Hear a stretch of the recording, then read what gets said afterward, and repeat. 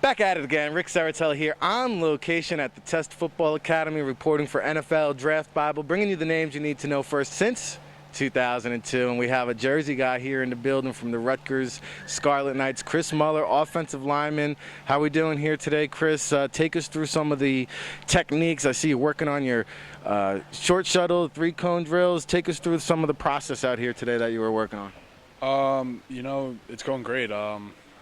It's week 6, and we're really starting to hammer down on the really fine techniques. Sometimes you need a scalpel and sometimes you need a chainsaw, and today was a scalpel day.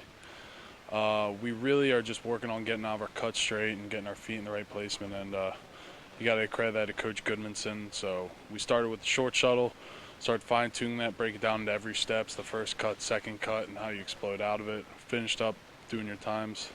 Then we got to work 3-cone, and it was just a day just to see how you reacted when the times came out, and I feel like overall I reacted very well.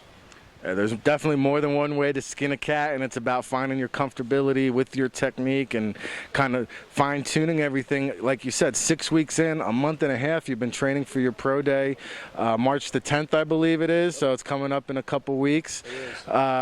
First off, before we get to the pro day, what's something that coming into the draft prep process, something that you didn't foresee here in the training that, 6 weeks later you're like, wow, I didn't expect that, and here we are today, whether it's technique, positional drills, the weight room, what's something you didn't really see coming?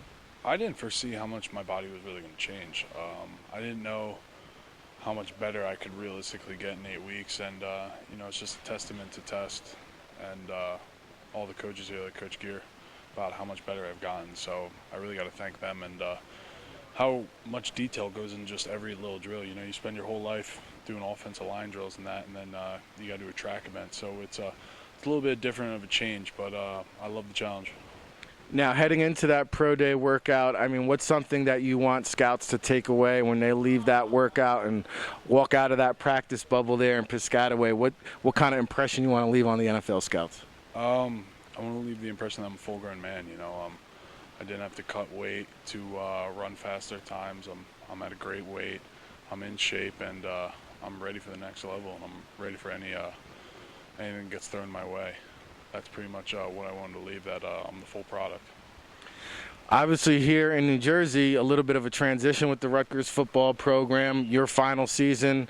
What was it like from a leadership role with especially the underclassmen? A lot of times when you go through a coaching change, the underclassmen are looking up to the upperclassmen.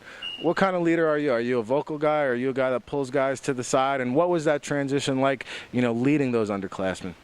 It was hard, no one expected a transition like that quickly for us to get a full coaching staff. But, leadership always comes from the top, and Coach Ash showed us the way.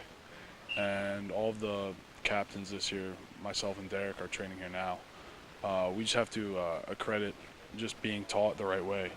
And you always just have to do it, not say, and just always show first. And you can be vocal if you want. I wasn't really that much of a vocal guy, but I always tried to show the right way to do it, and always take the right steps and never cut corners. And the Rutgers team's in great hands. Coach Ash and his staff are an incredible group of coaches, and they're going to teach the young men how to succeed on and off the field.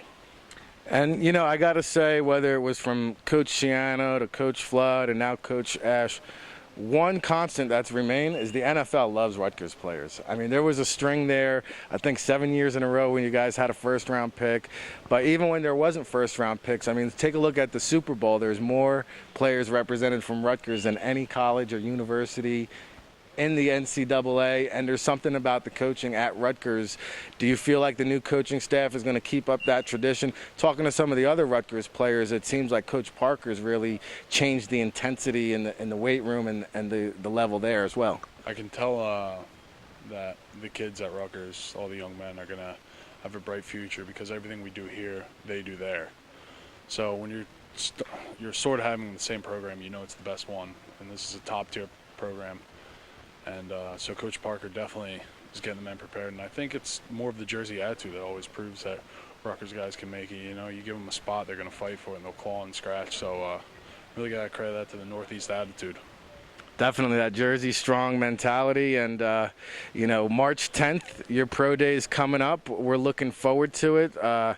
Any parting shots for the people? I know you're busting my chops a little bit about coming in with the fresh cut and everything, so I might have to bust your chops about the Uggs. Let's get a shot of the Uggs over here.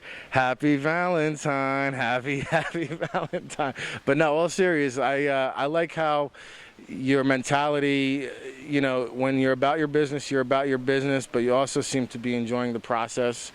And take me through that draft process. Last one here for me, because I always try to pass it forward to the next group of draft prospects coming out. And now you've had a chance to kind of go through this a little bit, where you had to choose an agent, choose where you're going to have to train.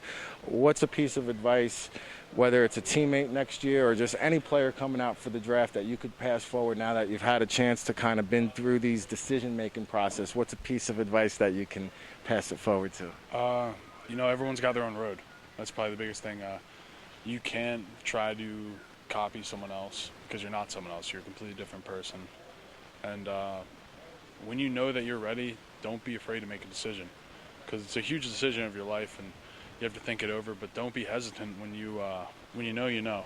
And also, Tom Brady wears Uggs, and he's the greatest of all time. So, all right, we'll end it on that one. That's Chris Muller, Rutgers offensive line here at Test Football Academy.